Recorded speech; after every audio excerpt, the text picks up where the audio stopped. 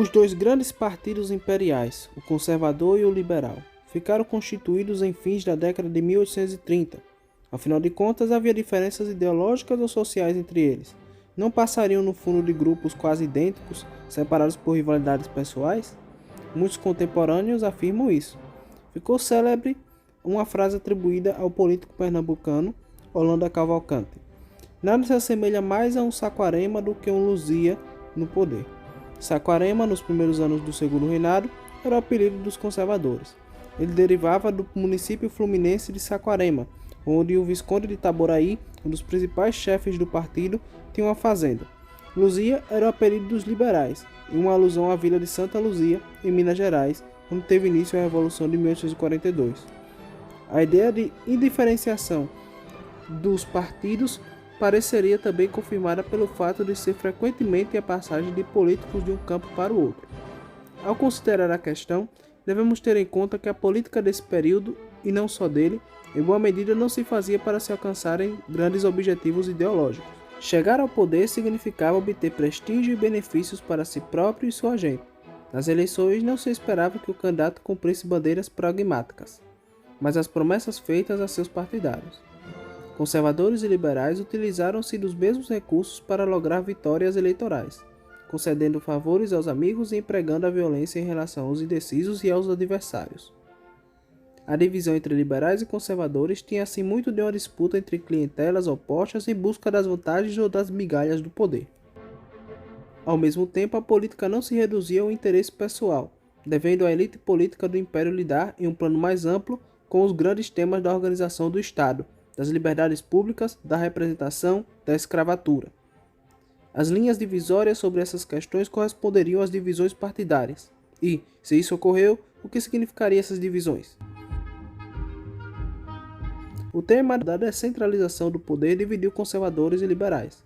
Porém, na prática, essa divisão foi relevante na década de 1830, quando as duas tendências ainda não chegavam a ser partidos.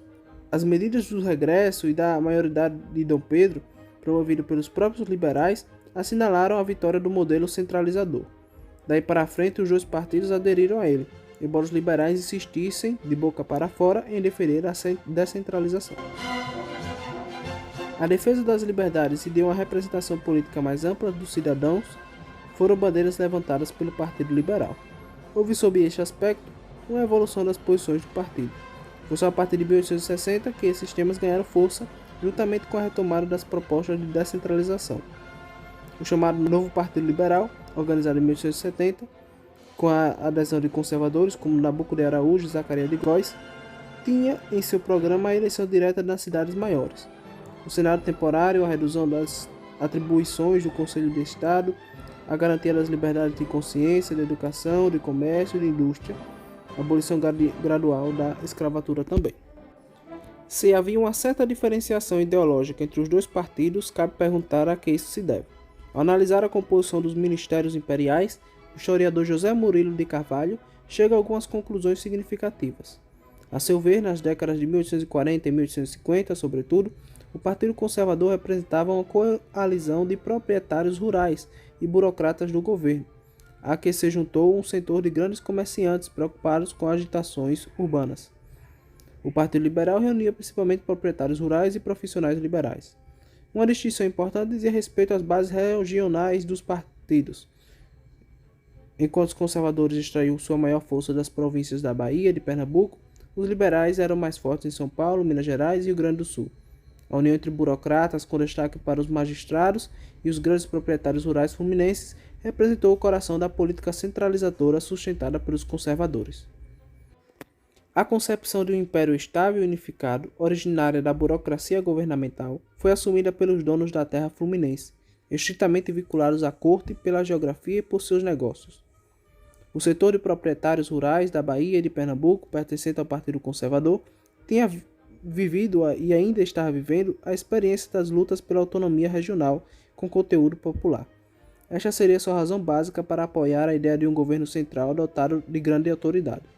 Por sua vez, em uma primeira fase, as propostas liberais de descentralização partiam de áreas como São Paulo e Rio Grande do Sul, onde havia uma tradição de autonomia da classe dominante regional. O liberalismo, no caso de Minas Gerais, provinha tanto de proprietários rurais quanto da população urbana, das velhas cidades geradas pela mineração. Por outro lado, a introdução dos temas de maior representação e ênfase no papel da opinião pública resultariam da presença de profissionais liberais urbanos no Partido Liberal. Essa presença só se tornou significativa a partir da década de 1860, com o desenvolvimento das cidades e o aumento do número de pessoas com educação superior. Lembremos por último que, em torno de 1870, principalmente em São Paulo, as transformações socioeconômicas haviam gerado uma classe baseada na produção cafeeira, que assumiu com toda a consequência um dos aspectos principais da descentralização, a defesa da autonomia provincial, ao mesmo tempo entre grupos de base social diversa, como essa burguesia cafeeira e a classe média urbana, surgiu uma convicção nova. Ela consistia na descrença de que reformas descentralizadoras ou de ampliação da representação pública pudessem ocorrer nos quadros da monarquia. Nascia assim o movimento republicano.